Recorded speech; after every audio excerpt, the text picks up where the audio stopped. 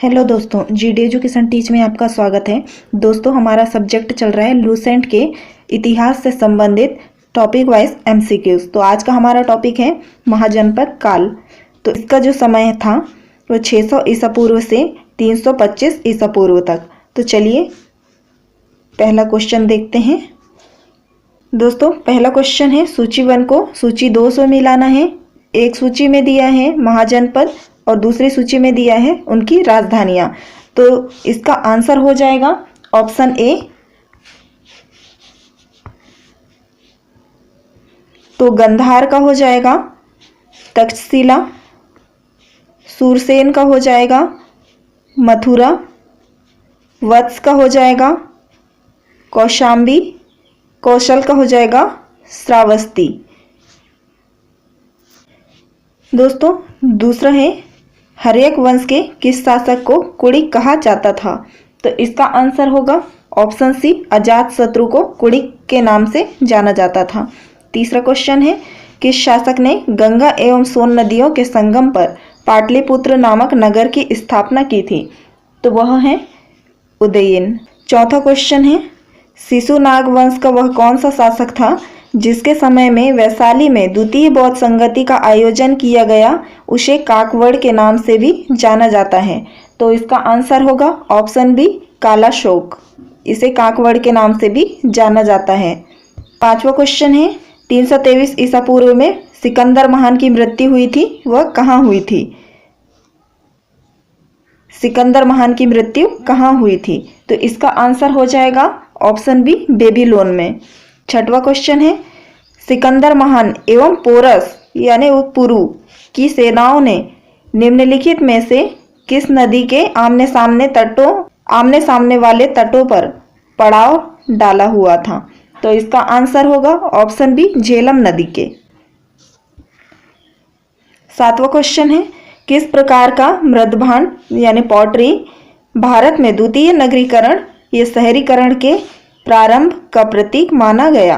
तो इसका आंसर होगा ऑप्शन सी, उत्तरी काले पॉलिशकृत बर्तन। आठवां क्वेश्चन है पाली ग्रंथों में गांव के मुखिया को क्या कहा गया है। तो इसका आंसर होगा ऑप्शन बी, भोजक या ग्राम भोजक कहा गया है। नौवां क्वेश्चन है उज्जैन का प्राचीन नाम क्या था। तो इसका आंसर होगा अवंतिका। 10वां क्वेश्चन है नंद वंश का संस्थापक कौन था। तो इसका आंसर होगा महापद नंद। 11वां क्वेश्चन है ग्रीक या यूनानी लेखकों द्वारा किसे अग्रमीज या जेंड्रमीज कहा गया। तो इसका आंसर होगा ऑप्शन डी, घनानंद को। 12वां क्वेश्चन है प्राचीन भारत में पहला विदेशी आक्रमण किनके द्वारा किया गया। तो इसका आंसर होगा ऑप्शन ए, ईरानियों के द्वारा पहला विदेशी आक्रमण किया गया था। 13वां क्वेश्चन है प्राचीन भारत में दूसरा विदेशी आक्रमण एवं पहला यूरोपीय आक्रमण किनके द्वारा किया गया। तो यह थे यूनानियों द्वारा।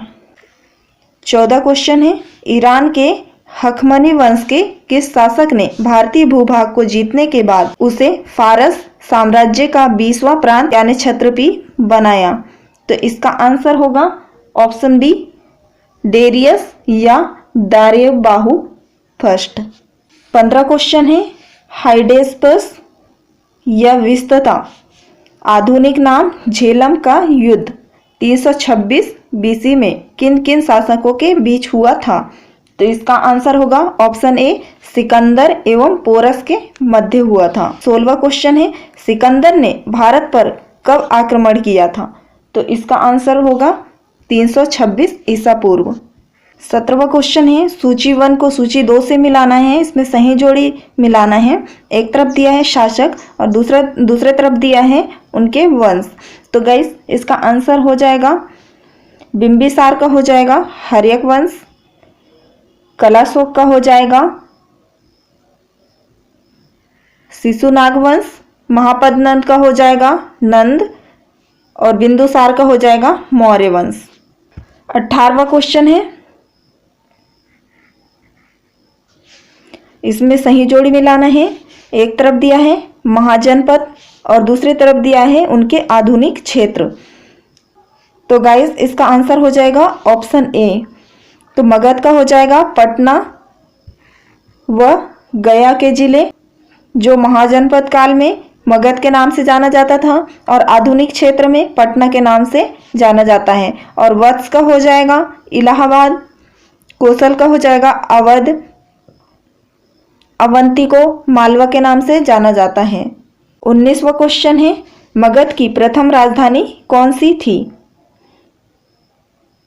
तो इसका आंसर होगा, इसे ग्रीवरज या राजगृह कहते थे।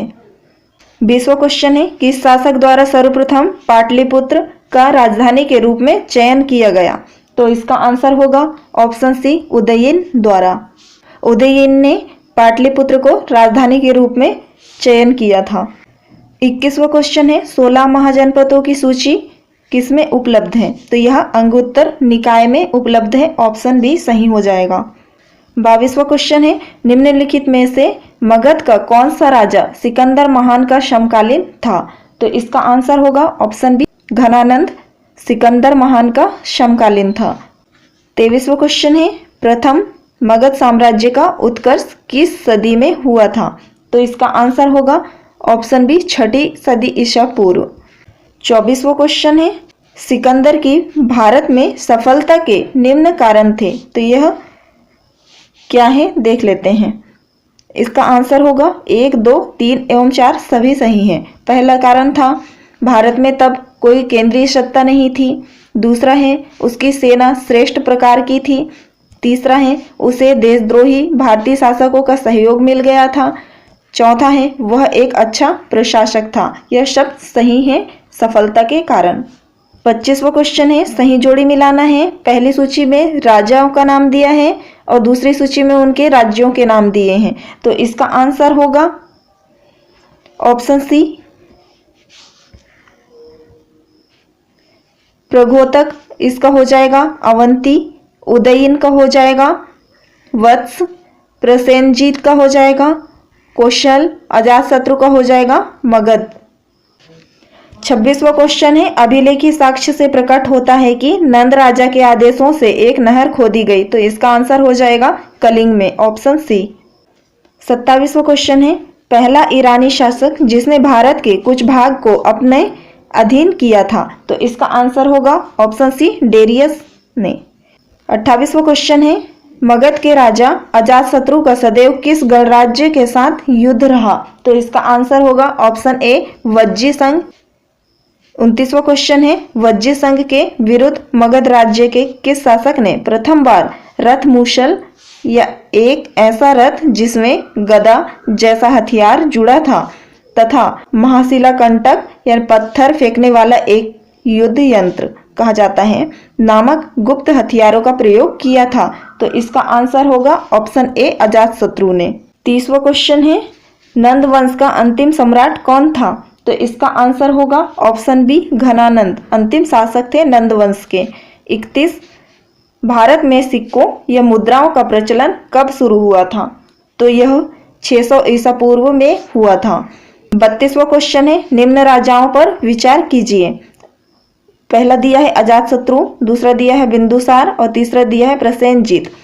तो इनमें ऑप्शन भी दिए हैं, तो इनका जो आंसर हो जाएगा वो है 1 और 3 सही है, यानी अजातशत्रु और प्रसेनजीत। 33, 6ठी सदी ईसा पूर्व के दौरान बड़े राज्यों के उदय का मुख्य कारण क्या था?